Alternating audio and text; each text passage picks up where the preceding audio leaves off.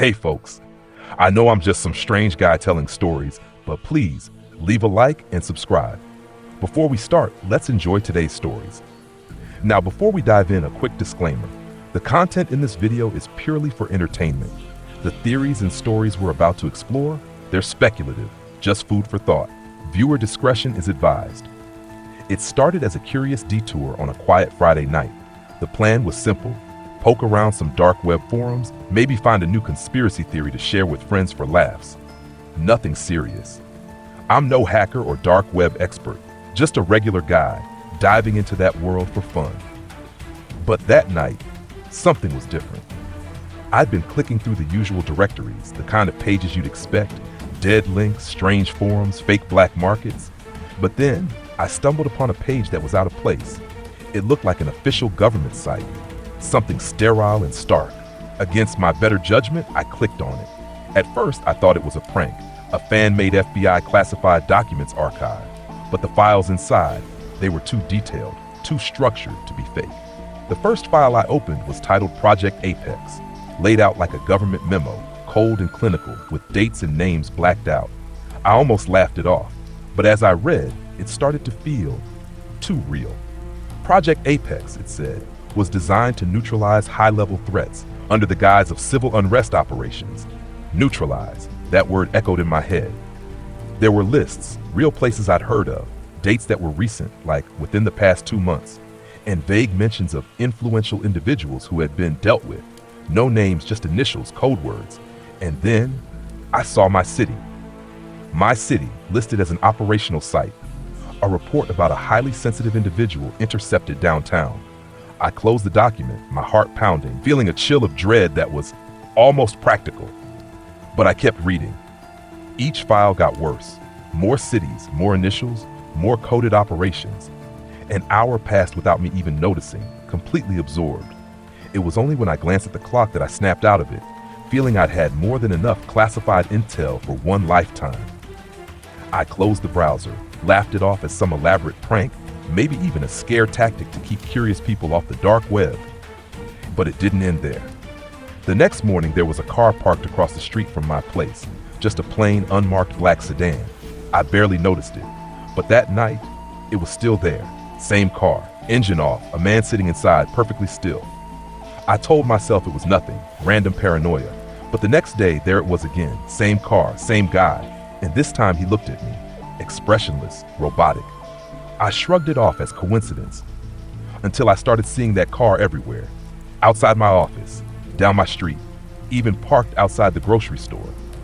I haven't told anyone what I saw, and now I feel like I can. Soft, low, with a chilling, measured tone. After about a week of trying to brush it off, things took a turn for the worse. The black sedan was starting to feel like a permanent fixture in my life. It would disappear sometimes, but I could count on it showing up in unexpected places just as I was getting comfortable. A few days in, I started watching for it, hoping to catch the guy's face clearly, or even a license plate. But the second I looked, he'd turn his head or adjust his seat, like he knew I was trying to figure him out. Then, one day at work, something happened that threw me completely off guard. I was sitting at my desk, going through emails, when my phone buzzed with an unknown number. I don't usually answer those, but it was local, and I figured it could be something important. When I picked up, a man's voice said, "You've been poking around in places you shouldn't." Plain as day. No build-up, no small talk, just that one line. Calm and direct. I almost hung up right then, but curiosity and a bit of shock got the better of me. "Excuse me, who is this?" I asked, trying to keep my voice steady. "Just a warning," he replied. "Stay away from things that don't concern you." And then he hung up. For a solid 5 minutes, I sat there, staring at my phone. I didn't recognize the voice. No accent, no inflection to place him. Just a neutral, almost mechanical tone, like he'd rehearsed that line 100 times. I tried tracing the number, but predictably, it was unlisted. No details whatsoever. That's when my paranoia kicked into overdrive. I wondered if maybe I'd stumbled into some government surveillance system by mistake. Maybe the site I accessed was a honey trap designed to catch people like me, poking around where they shouldn't. That would explain the call, the car, everything. It almost seemed ridiculous, but what else could it be? The rest of the day, I tried to keep calm. Even when I left work and spotted the black sedan parked halfway down the street, it was unmistakably the same one.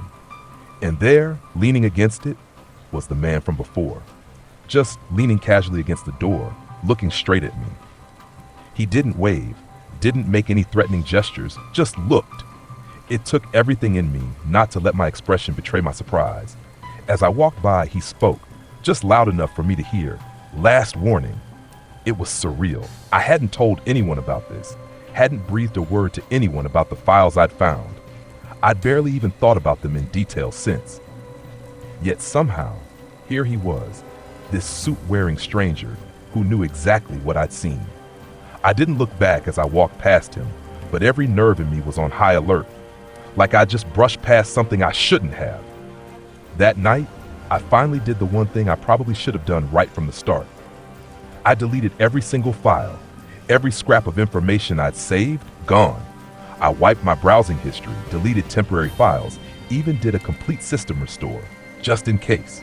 The paranoia was real. And even though I wasn't entirely sure what I was up against, I had no doubt this was the right call. But deleting the files didn't bring any peace of mind. If anything, it seemed to make things worse. After wiping my computer, I thought things would settle down. For a few days, there was no sign of the black sedan or the man in the suit. No strange phone calls. I even started to feel a bit foolish, convincing myself that maybe I'd overreacted, that I'd just spooked myself with all those files and conjured up threats that weren't there. But just as I began to relax, something happened that threw everything back into chaos. It was late in the evening, and I had just gotten home from a long day.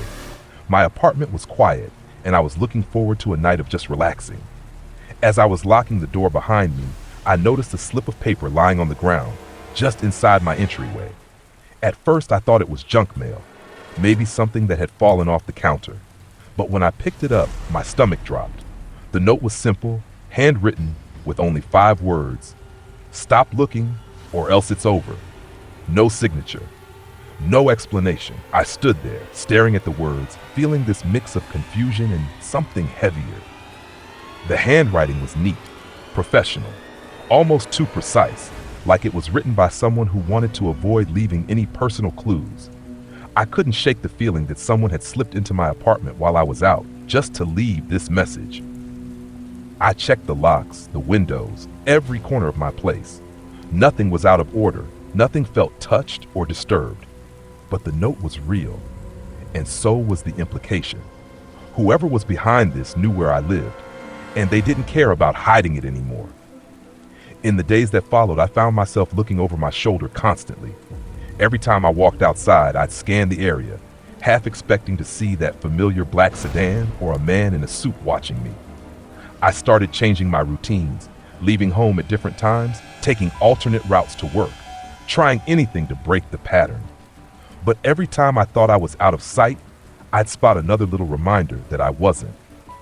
One evening, while walking back from the grocery store, I caught a glimpse of someone I hadn't seen before. This guy was different. Not the same suit and tie figure I'd grown used to, but still somehow fitting that eerie mold. He was dressed like any other guy you'd see on the street, but his focus was entirely on me. No casual glances, no polite distance, just calm, steady observation. I kept my composure and walked right past him, heart pounding as I tried to act normal. I could feel his eyes on me the whole way, and when I finally turned the corner, I picked up my pace. It was one thing to be followed by a single guy, but now there were multiple people involved. I didn't know what that meant or how far they were willing to go, but I knew one thing. They were organized, and they weren't about to back off. After that encounter, I decided I couldn't keep this to myself anymore. I called up a close friend, someone I trusted, and told them as much as I could without diving into specifics. I left out the details about the files, but I explained how I'd been followed, the car, the strange note. To my relief, they took me seriously, even offering to let me crash at their place for a few nights. But that's when I noticed something else, a new detail, just as sinister. I was scrolling through my phone when I saw an unknown app icon on my home screen. It looked like a system app, something that could have easily gone unnoticed. But the name of the app was just a string of random numbers and letters, something that didn't seem like it belonged. When I opened it, it only gave me a blank screen. Nothing happened. No loading, no settings, just a blank black screen that felt far too deliberate.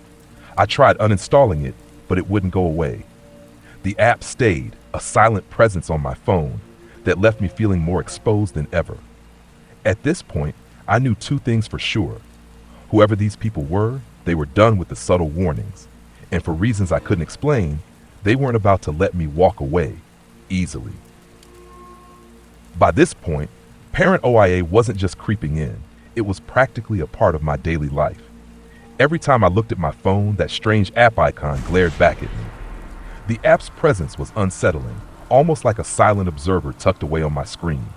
I tried everything to get rid of it, restarting my phone, a full factory reset, even taking it to a repair shop. But no matter what I did, it stayed there, unmovable and untraceable. Then, a new twist hit. One night, my friend invited me over for dinner, probably sensing I was on edge. As we were chatting, their phone buzzed and they glanced down, eyebrows furrowing. "That's weird," they said, showing me the screen. It was a text from an unknown number, just like the call I'd received at work. This one was straightforward and impossible to misinterpret. "Warn your friend. Stop asking questions." My friend looked up at me, wide-eyed. "Is this about, what you told me?" I nodded, barely able to process what was happening. This wasn't just a single man in a black sedan anymore. Whoever was involved knew my friend's number, and they were watching closely enough to realize I'd reached out for help. They were one step ahead of everything I tried to do to evade them. That night, I spent the night at my friend's place, too unnerved to return to my own apartment.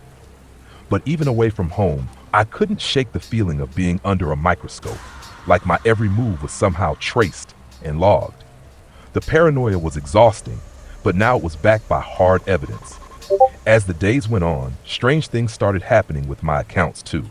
First, my social media accounts went blank without any warning.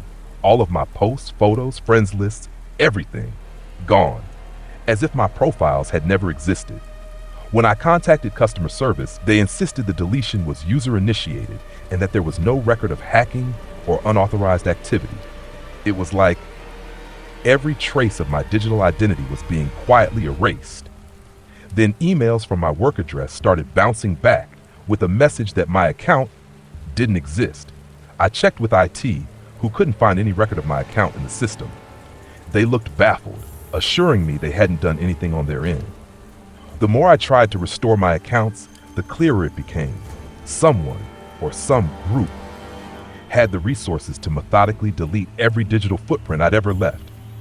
I didn't know what they were after or why they'd go to such extremes over a few files, but the message was becoming clear. They were erasing me, one piece at a time. I felt isolated, almost trapped, like every escape route was slowly being sealed off. That night, I did something I never thought I'd have to do. I packed a small bag, just the essentials, and left my apartment. I didn't know where I was going exactly, but I knew I couldn't stay where they could find me. I decided to go off-grid, at least for a little while, to try and shake whatever digital trail they'd been using to follow me. It felt surreal, like a page out of someone else's life. But the truth was, I didn't feel safe anymore. Not in my home, not with my friend, and not with my own technology. As I headed out, a strange mix of adrenaline and dread kept me moving. It was just me, a single backpack, and a few bills in cash. All I could think was that if they were watching, if they somehow knew everything I'd done up to this point, I'd have to outsmart them in the real world. And I had no idea what I was up against. Being off the grid is harder than it sounds. For the first few days, I managed to stay hidden, bouncing between places I figured wouldn't leave a trace. Small town motels, cash-only diners, secluded spots far from any cameras or potential tracking devices. But even as I tried to disappear, I kept catching signs that whoever was after me hadn't given up. One evening, I was staying in a modest motel, the kind with barely any visitors, where the owners didn't ask questions. I kept my routines unpredictable, choosing random hours to go out for supplies, avoiding places with too many people. But that night, as I came back with a few groceries, I noticed a slip of paper on my room's nightstand, just like the one I'd found in my apartment. Only this time, the message was clear. We know where you are. I don't know how they'd found me. I hadn't used my phone, my credit cards, anything that would give them a digital trail. But somehow they were still tracking me. And now it felt like they were closing in. There was nothing specific in the note to tell me who they were or what they wanted, only that cryptic warning staring back at me.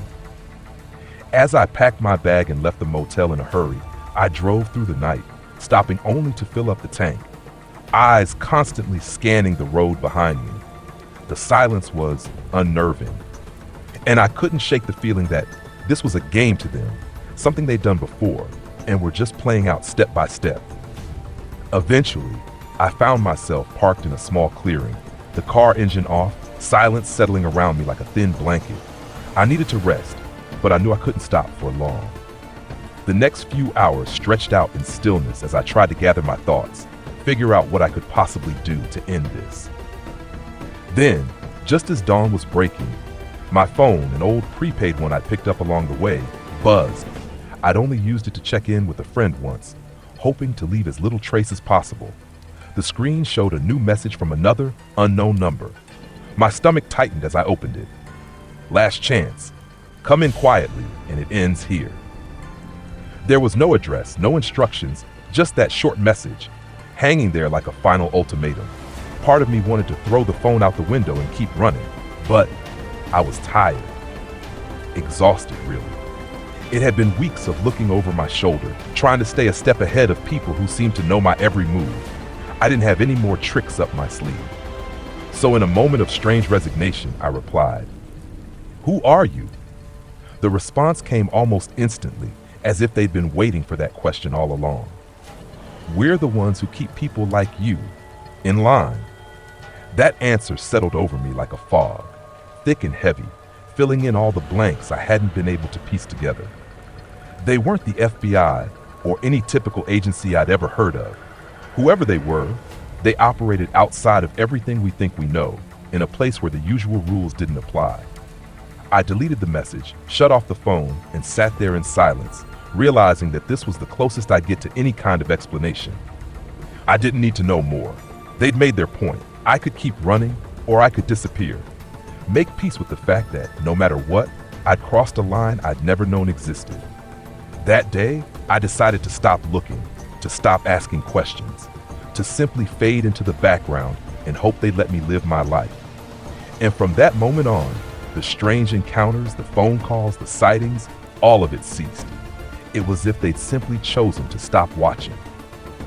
To this day, I don't know if I'm truly free from them, or if they're just waiting in the wings, ready to step back into my life, if I ever dare to step out of line again. I've always been a curious type, the kind who digs around for knowledge, not to shock or disturb, but because I can't stand not knowing what's out there. This probably explains why, last weekend, I found myself buried deep in the dark web, exploring old databases and research files that hadn't been touched in years. I thought I'd see the same typical bizarre conspiracy theories and fringe science. But what I stumbled on was something far more intriguing and unsettling. It started with a single folder, innocently named Project Genesis. At first glance, it looked like any other abandoned academic project. Basic notes, raw data files, a few schematics. But as I opened file after file, a peculiar narrative began to emerge, one that turned everything I thought I knew on its head. This wasn't your standard aliens built the pyramids theory. It was a full-blown research project, laden with scientific jargon, referencing biology, geology, and even paleontology. And the premise? That human beings didn't actually evolve on Earth. According to Project Genesis, we were brought here. We're not originally from this planet. I know how it sounds. I almost backed out after the first couple of pages, assuming I'd found another elaborate prank or sci-fi experiment. But the level of detail in these files, the kind of specific terminology that only real scientists use, it was too precise to ignore. There were transcripts of discussions between researchers, evidence trails, and even scanned lab results. The amount of data was overwhelming, But one file caught my eye in particular. It was simply called Origins and Anomalies. Inside was a rundown of genetic markers that apparently exist within the human genome, unique codes that, according to the files, don't match anything found in nature. We're not talking about traits we share with apes or mammals. These were sequences with no earthly origin, almost as if they were imported. They called them locked sequences, sections of our DNA that supposedly don't activate unless exposed to specific environmental triggers.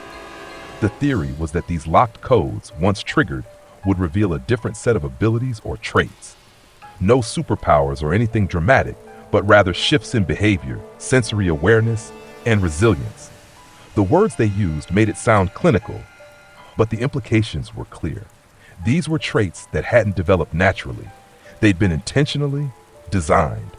Another document within Origins and Anomalies pointed to geological evidence supporting their claims. I'd always known about strange places on Earth, vast, untouched caves in China, the dense forests of the Amazon, and even ocean trenches that remain largely unexplored. But this file suggested something much darker. It detailed certain locations that were deliberately left unexplored because they didn't fit the planetary environment as naturally as we might think. There was even mention of tools and other signs of civilization found in areas far too ancient for human technology to have existed. Their theory was that these were traces left by an advanced species, possibly our ancestors, who were brought to Earth before modern humans evolved. The writers of the file seemed almost matter-of-fact about it, like it was no more extraordinary than discussing a weather pattern. They'd pieced together samples from diverse regions, some in remote parts of Siberia, others in submerged sites near Australia, and concluded that at least some of Earth's land masses had signs of foreign manipulation. Odd rock formations that defied known geological processes, minerals that couldn't have formed in Earth's atmosphere alone. They speculated that Earth might have once served as an experiment or even a kind of holding pen. If that wasn't disturbing enough, there was also the question of why. Why would a species, possibly even our own ancestors, be brought to a place like Earth?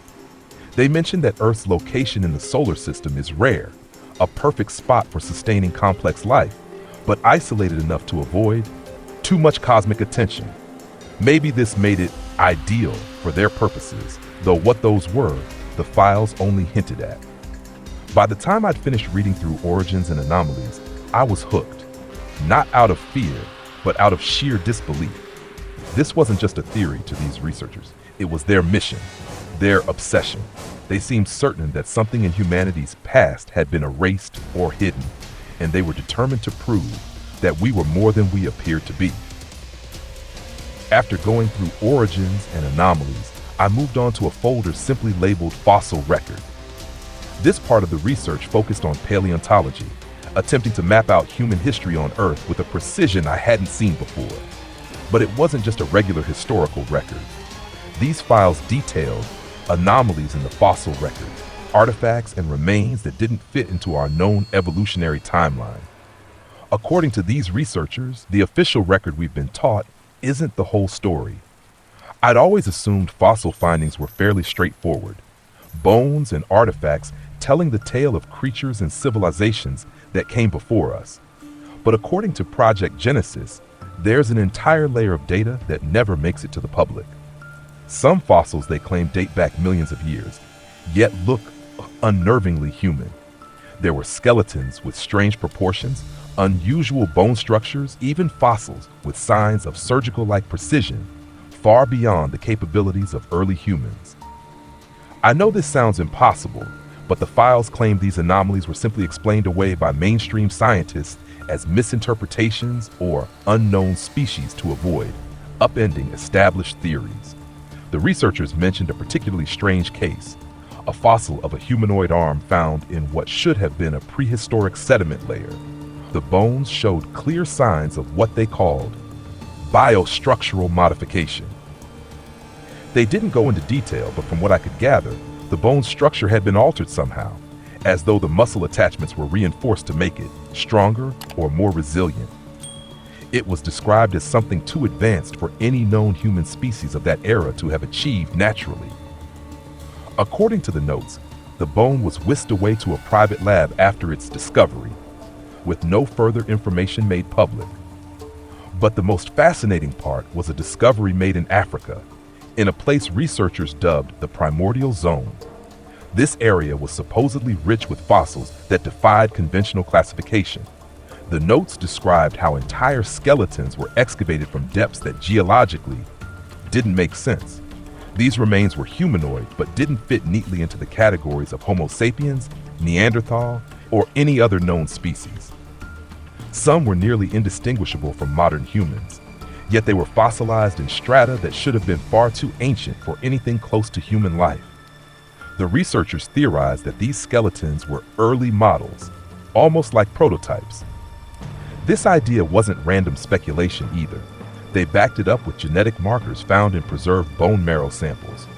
These markers, once isolated, appeared to contain the same locked sequences referenced in other files, the ones that might activate under certain environmental triggers. According to the files, this discovery led the team to speculate that humans may have been genetically altered in stages, each era leaving behind a new and slightly modified version. I read through the file, trying to absorb everything.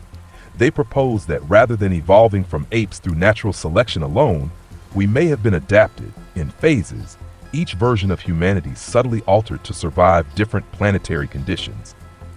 It made a strange kind of sense, the way they explained it. They claimed that these stages could explain why humans seem so drastically different from other species. It wasn't just evolution, it was adaptation on a directed scale. Yet the implications went even further. One file suggested that some of these finds had traces of minerals and compounds, not native to Earth. A few fragments found in ancient burial sites had microscopic residues of what they called foreign alloys. The researchers couldn't explain why these alloys would be present in fossils that predated our own metalworking history by millions of years. They theorized that these alloys were remnants of advanced tools or equipment, possibly brought by those who initially brought us here.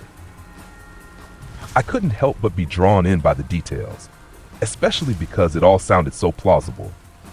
In the clinical, almost dry language they used, there was no grandstanding, no exaggeration, just pure scientific curiosity written down in the form of endless data points and field notes.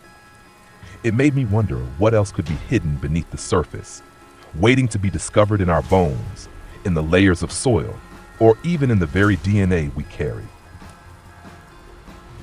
I had become so engrossed in the genetic data and fossil anomalies that I almost missed a small folder near the bottom of the directory titled Geological Anomalies.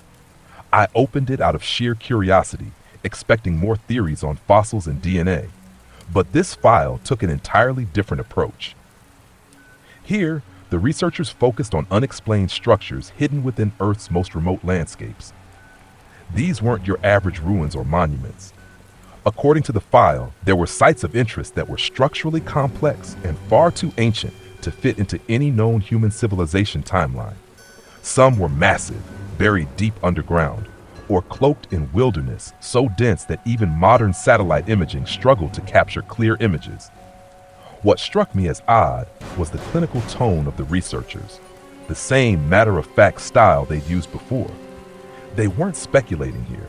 They seemed confident in the existence of these sites, describing them as if they were established facts. One such structure was hidden beneath the ice of Antarctica. According to the documents, an underground cavity had been detected, though details on what lay inside were scarce. The researchers referenced large angular formations visible through imaging technology that didn't align with natural geological formations. They speculated it could be an ancient construction of some kind, preserved by the freezing conditions. Though who or what could have built it was left unsaid. The odd thing was that they wrote about this as if it were common knowledge among certain scientific circles, a known mystery that just hadn't been revealed to the public. The files also detailed something they referred to as the chasm, located in the Pacific Ocean. It was supposedly an underwater trench that went deeper than any officially documented trench on Earth. Sonar mapping had detected large, almost geometric formations along its walls, which seemed unnatural compared to the rugged and chaotic formations found in typical ocean trenches. The files hinted that attempts to explore it had been halted due to extreme pressure levels and strange magnetic anomalies that interfered with equipment. Despite this, the researchers seemed convinced it held evidence of pre-human structures, potentially dating back millions of years. But the most unsettling part was something they called the prime structure. This was located in a dense forest somewhere in Southeast Asia. Unlike the other sites, this one wasn't as remote, and in fact, some locals had apparently known about it for centuries. It was rumored to be a sprawling underground labyrinth with tunnels lined in some sort of unknown alloy that was impervious to rust and erosion. The researchers had tried to visit the site themselves, but their expedition had been cut short due to local resistance. However, they managed to retrieve some samples from the surrounding area. The metal's composition, according to their analysis, didn't match anything found on Earth and seemed engineered at a molecular level to withstand extreme environmental conditions. What they proposed next was perhaps the most chilling yet. The files speculated that these structures weren't simply abandoned by some ancient civilization, but were left behind intentionally, as if they were monitoring stations or dormant outposts. They suggested that humanity might have been seated here with the understanding that these locations would serve as points of observation, perhaps even as conduits of communication. And then, there was a strange, almost haunting line in one of the notes, buried in a footnote almost as an afterthought. Some of these locations appear inactive, while others still emit low levels of energy signatures. I paused when I read that, trying to wrap my head around what it implied. They were suggesting that some of these sites might still be operational in some way, still serving a purpose beyond our understanding, not surveillance exactly, but something subtler, a way to observe, perhaps even influence. There was no mention of what these energy signatures were, how they functioned, or what purpose they might serve. All they provided were coordinates and a handful of grainy images, and even those were obscured in shadows and static, making it impossible to discern much detail. But the fact that these sites might still be active, however faintly, added an entirely new layer of unease. It wasn't like finding an ancient artifact that's been buried for millennia. It was as if humanity had stumbled upon a locked room, one whose purpose was still ongoing, quietly ticking away out of sight. By the time I finished reading, I felt as though I'd brushed up against something immense, something carefully concealed. And as I closed the file, one thought nagged at me. If these sites existed, with all their strange lingering energy, then what exactly were they waiting for? With everything I had read so far, the fossil records, the unexplained structures, the anomalies, and geological formations, I almost felt like I had reached the end of this bizarre journey. But there was one final folder, tucked at the bottom of the directory, titled The Activation Theory. This file was dedicated entirely to genetics, focusing on what the researchers called locked genes and how they could be tied to humanity's mysterious origins. These locked genes were sequences within human DNA that, according to the files, didn't serve any immediate function, almost as if they were there, waiting for a signal or environmental trigger. The research claimed that these genetic codes, while present in everyone, had never fully activated in any human. They were simply there, dormant, like a set of instructions we weren't meant to use, yet. But the researchers believed they might eventually switch on under the right conditions, perhaps even under environmental shifts we hadn't encountered yet. There was a section that outlined potential triggers for these genes, but it was vague, referring to changes in atmospheric composition, shifts in magnetic fields, exposure to certain types of radiation. According to the documents, ancient civilizations may have left clues about these activation triggers, hidden in symbols or texts we've yet to fully decode. The theory suggested that certain places on Earth, particularly near the prime structure and the chasm, might naturally emit energy patterns that could activate these genes under the right conditions. But what really caught my attention was a subfolder within the activation theory, simply titled Behavioral Anomalies. This file detailed strange psychological patterns and instincts that occasionally emerge in modern humans. Behaviors that didn't have any clear evolutionary purpose. The researchers believe that some of these tendencies could be remnants of our species' earlier phases.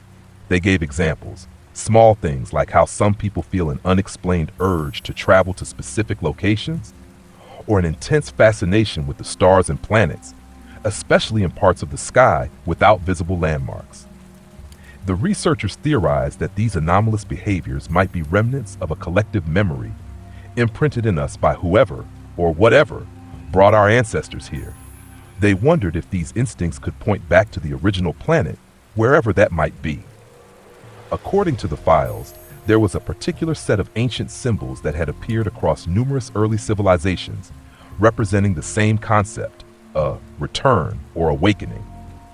These symbols were consistent across cultures, despite no known interaction between them.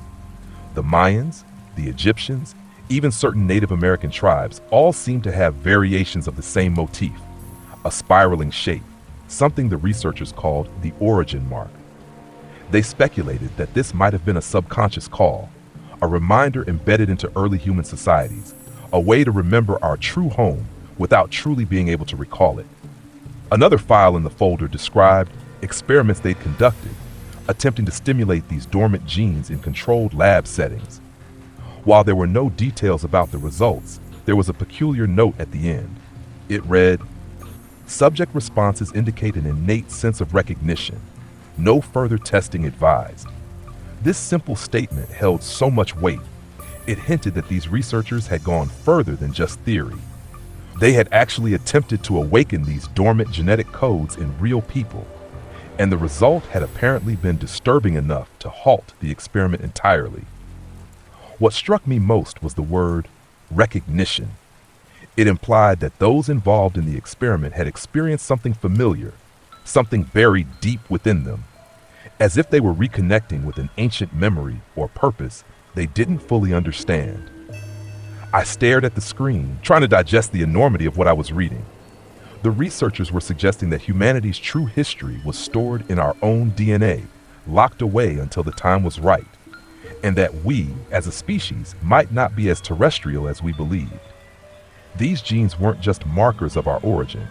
They were the key to a deeper mystery, a hidden history waiting to be unlocked. As I closed the folder, I realized that the true scope of Project Genesis wasn't just about explaining anomalies or uncovering buried structures. It was about understanding who we are, and maybe, eventually, understanding what we were meant to become. After spending hours sifting through each file and note, I reached the last document, a single-page report titled Implications for Humanity. This was the closest the researchers came to laying out their theory as a cohesive narrative, drawing all their findings together in a way that felt eerily calm, almost detached. They discussed, in very plain terms, the potential consequences if this information ever reached the public.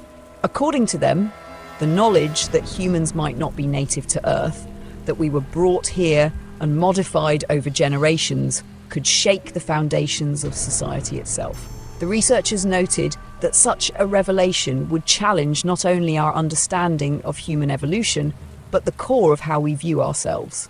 Religious beliefs, cultural heritage, even national histories would be brought into question.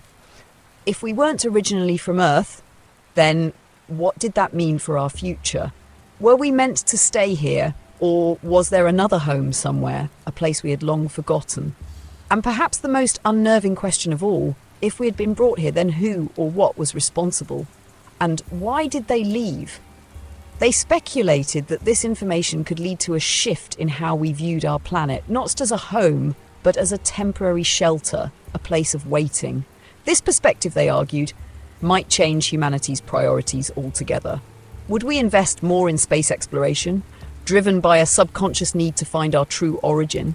Or would it create a sense of collective purpose, bringing humanity together with a shared mission to understand where we came from? The final lines of the document, though so simple, were what lingered with me, long after I had closed the files. They wrote, "Humanity has always sensed it was incomplete as if waiting for something to guide it forward. Perhaps the awakening of these dormant genes is the key to unlocking that next stage of evolution, a stage we were meant to reach long ago. I shut down my computer and sat in silence, trying to process everything I had read. The world outside my window looked exactly as it had before, unchanged, quiet. But now it felt different, as if it held secrets I could never fully understand. If the researchers were right, we were living among pieces of a hidden history scattered across the planet, in our DNA, in the structures buried deep below us, and in behaviours that no one could quite explain. It was like humanity was a puzzle, one that had been set aside, unfinished, waiting for the right moment or the right person to complete it. I knew that I could tell people about what I'd found, try to share it online, but would anyone even believe it? And even if they did, what would they do with this knowledge? The researchers had obviously kept their findings to themselves for a reason, perhaps fearing what humanity might do if faced with such a monumental truth.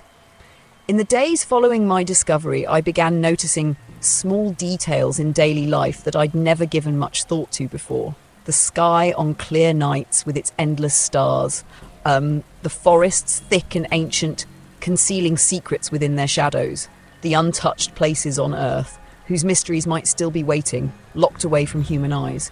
Maybe the researchers were right. Maybe humanity was waiting for something, a piece of itself that had been hidden away for millennia, waiting for the right trigger to finally activate. And perhaps, just perhaps, that day would come sooner than we ever expected.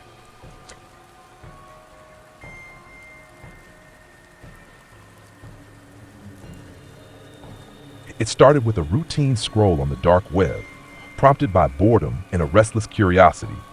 I'd always been fascinated by conspiracy theories, secret societies, hidden truths, but this time something different caught my eye, something both compelling and unsettling.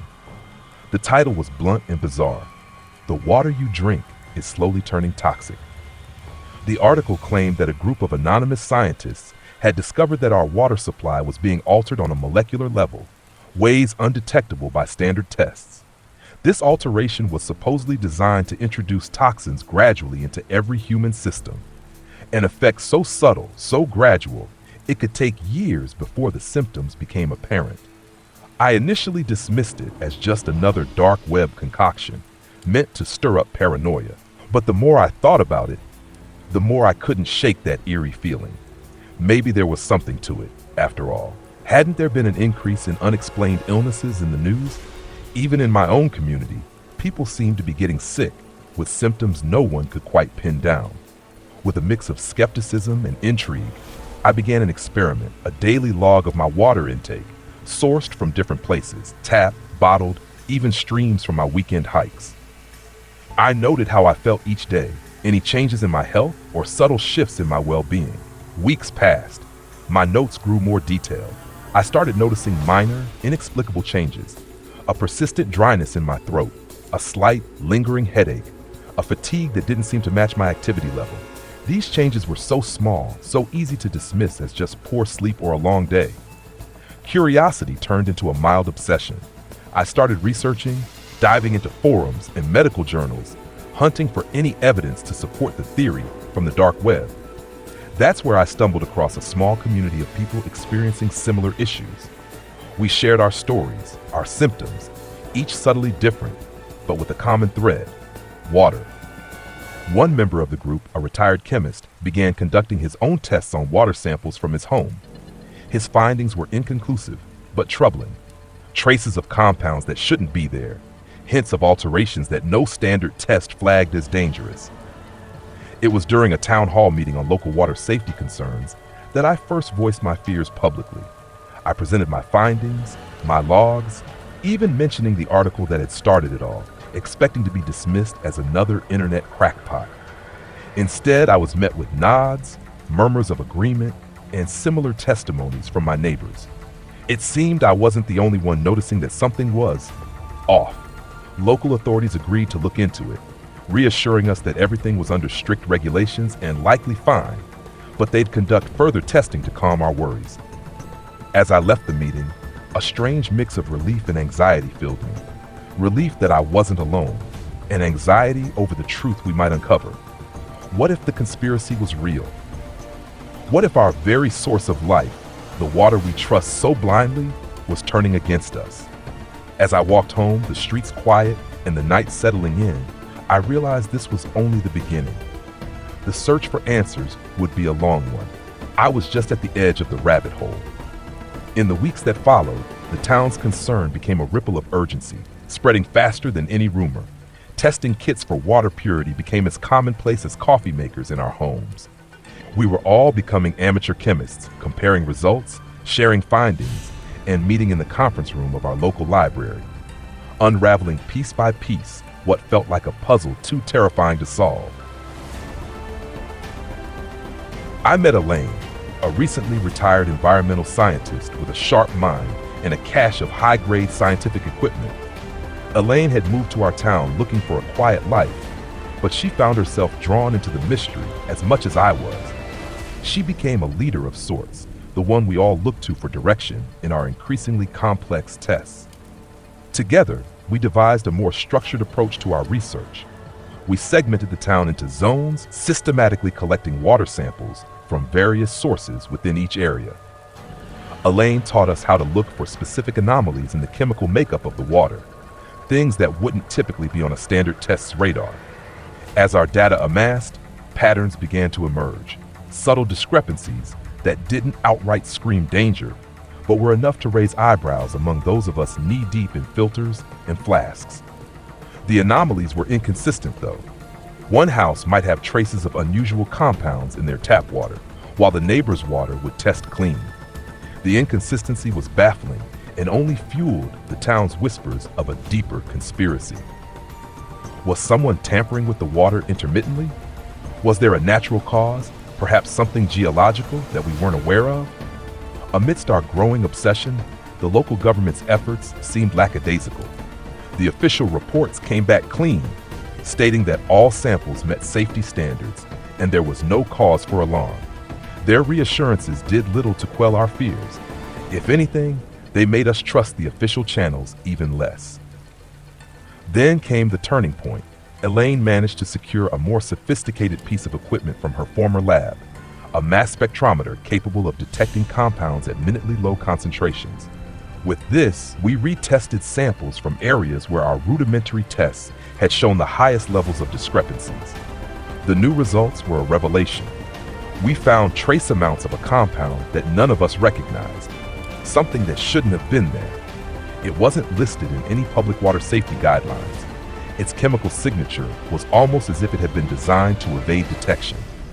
Elaine was both excited and gravely concerned. "This isn't an accident," she said one evening, as we sat surrounded by papers and laptops, the spectrometer humming in the background. "Someone's engineered this compound. It's synthetic, potentially harmful, and someone's put it here on purpose." Our next steps were clear, yet daunting. We needed expertise beyond our amateur sleuthing, more advanced labs that could help us identify the compound and perhaps trace its source. But who could we trust? The realization that our findings might put us at odds with powerful interests was sobering. We were no longer just citizens concerned about our water. We were potentially up against an adversary with resources that dwarfed our own.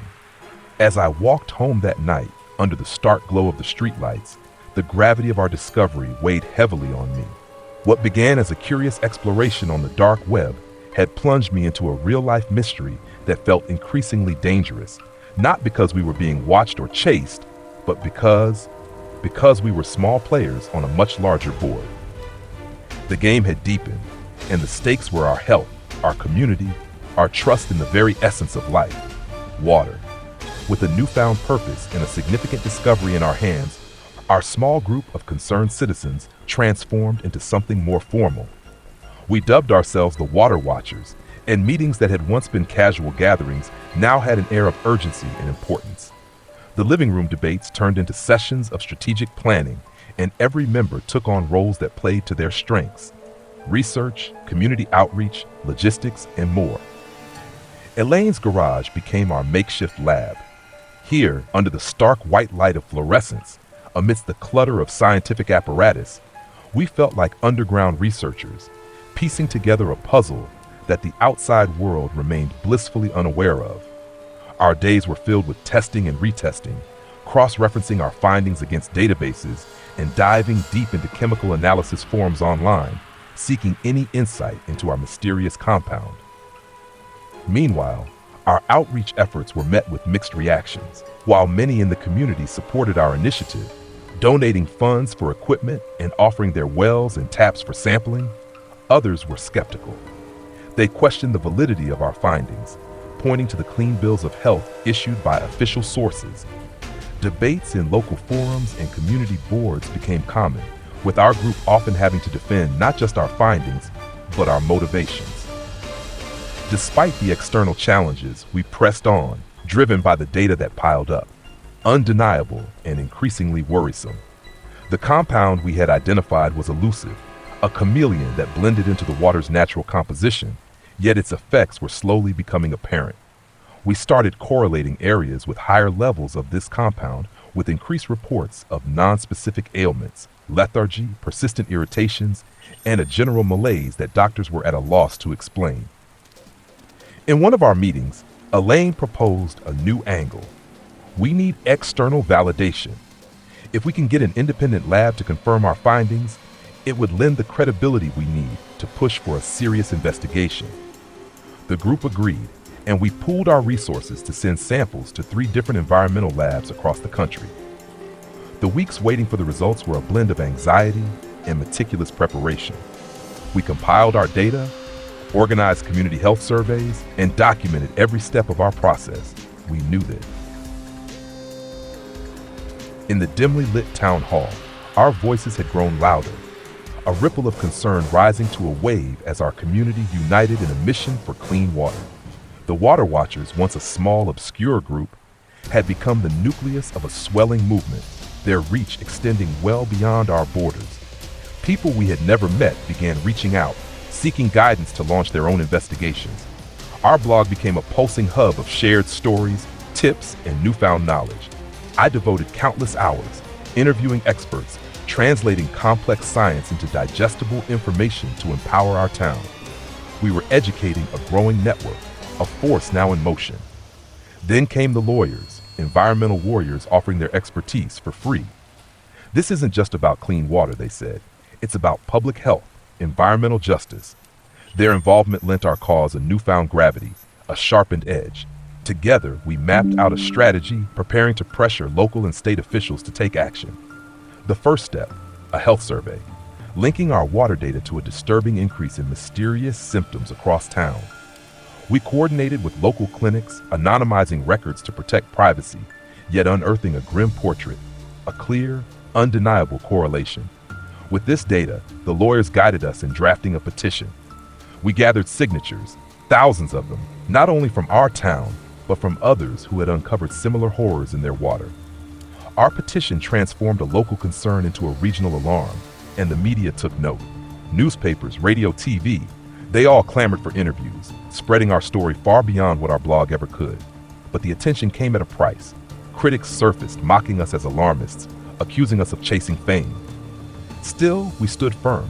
Undeterred, we hosted workshops, teaching families to test their own water, partnering with schools to spark curiosity and awareness in young minds. The children became our allies, their eager questions echoing the fire of a new generation. And finally, under mounting pressure, the state responded, agreeing to a preliminary investigation. It was a victory, yet only the beginning of a long, grueling fight. One evening, as I prepared another blog update, an email arrived. A team of university researchers wanted to include our findings in their studies on pollutants and community resilience. Your work exemplifies grassroots activism, they wrote. With their support, we delved deeper, connecting our local mystery to broader environmental trends. Suddenly it was clear, our town's plight was a single thread in a web of global pollution. As autumn's chill settled over our town, our meetings continued, each face around the table a reminder of our resolve. Newcomers joined, each one adding strength to our cause. We had transformed from a loose assembly of concerned neighbors into a community forged in purpose. We were more than just citizens. We were defenders of our health, protectors of our environment, and above all, we were united. The journey was only beginning, but together we would see it through. As winter melted into spring, the seeds of our labor began to bear fruit. The state's investigation, spurred by our persistent efforts and bolstered by the university researchers' involvement, had reached a critical phase. After months of rigorous testing and analysis, a report was finally released. It confirmed the presence of the synthetic compound in various water sources, supporting our initial findings and validating the concerns we had raised. The report hinted at possible sources, a combination of industrial discharge and inadequate filtration systems, allowing the compound to seep into the water supply. It was a sobering confirmation of our worst fears, but it also provided a clear direction for remedial action. With the state now fully engaged, measures were swiftly put into place. Funding was allocated for upgrading water treatment facilities. Stricter regulations were enforced on industrial pollutants. A comprehensive monitoring system was established to ensure ongoing compliance and safety. Our community's role in these developments was highlighted in local and national news. The Water Watchers were no longer just a local group. We had become a symbol of effective community action, our model being studied and replicated in other regions facing similar issues. In the spring, we organized a celebration in the town park, a day of fellowship and reflection. Families came with picnic baskets, children played by the lakeside, and there was a palpable sense of relief and accomplishment. As I stood at the edge of the lake watching the festivities, an elderly gentleman who had been a quiet yet steady supporter approached. He shook my hand firmly, his eyes gleaming with gratitude. "You've helped save our waters," he said simply, "and taught us all the value of looking out for each other." His words resonated deeply. Beyond the scientific triumphs and political victories, the true success lay in the community's renewed spirit of vigilance and solidarity. We had not only cleaned our waters, but also strengthened the fabric of our community. As the sun set over the lake, casting long shadows and bathing the park in a golden glow, I realized our journey had taught us a powerful lesson. In the face of uncertainty, united communities possess an extraordinary power to affect change. The waters were clear now, not just in their purity, but in the clarity they brought to us all about the importance of stewardship and vigilance. This was not the end of a chapter, but the beginning of a new commitment to remain watchful and proactive, ensuring the waters would remain safe, sustaining life and community alike.